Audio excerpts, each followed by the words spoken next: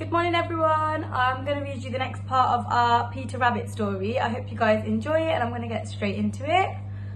So, Peter can't believe it. That's his towel. Peter's eyes narrow on McGregor, the man who is slowly taking Bee away from them. Peter continues to stare longingly into the cottage. Bee heads into the kitchen, leaving McGregor alone in the glass conservatory.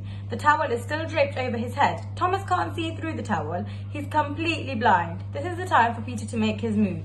He pushes his way through the door and runs full speed at an unsuspecting McGregor.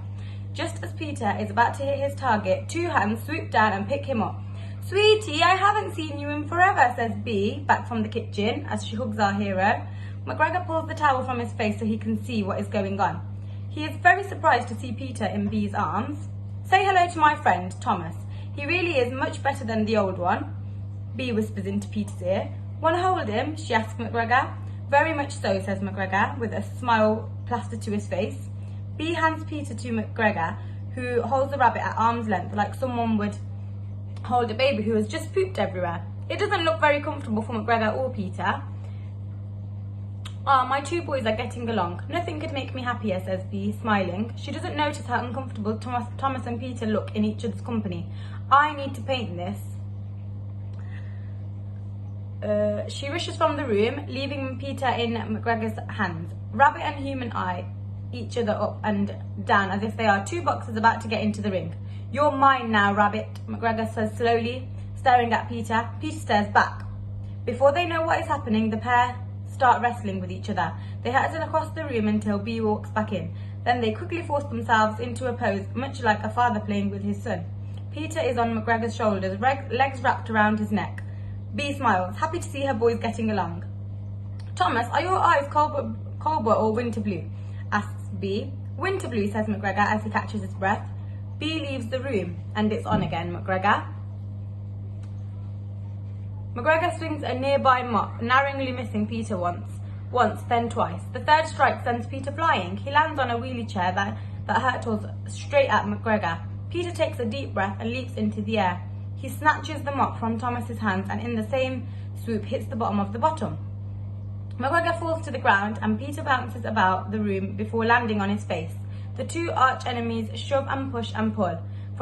From outside the cottage, Benjamin and the triplets are watching the fight unfold.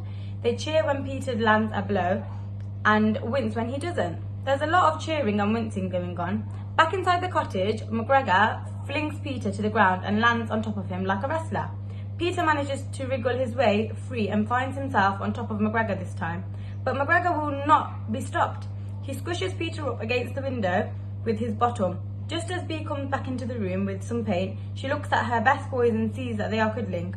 "How sweet," she smiles in their direction. "Yes, isn't it sweet, McGregor?"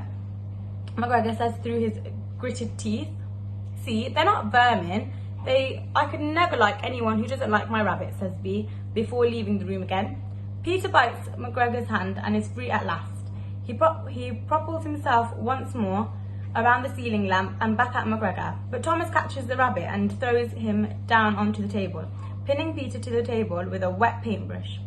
A wet paintbrush that now smears wet paint across one of Bee's in-progress paintings. "What's going on? My painting," says Bee suddenly, looking from her ruined canvas to Peter, who is standing right next to it, with the wet paintbrush in his paw. "You know how uncontrollable wildlife can be," says McGregor, shaking his head and as if he was disappointed with Peter. Bee hurries over and shoos Peter out. "Shoo! Bad rabbit! Shoo!" "Shoo?" Peter can't believe it. He looks back to see McGregor smiling slyly at him. "I know you like them, but really they're animals," says McGregor, shaking his head sadly. Bee doesn't respond. She just closes the door in Peter's face. The slam echoes in Peter's mind as he hangs his head crushed. "Did you just get shooed?" says Cottontail in disbelief.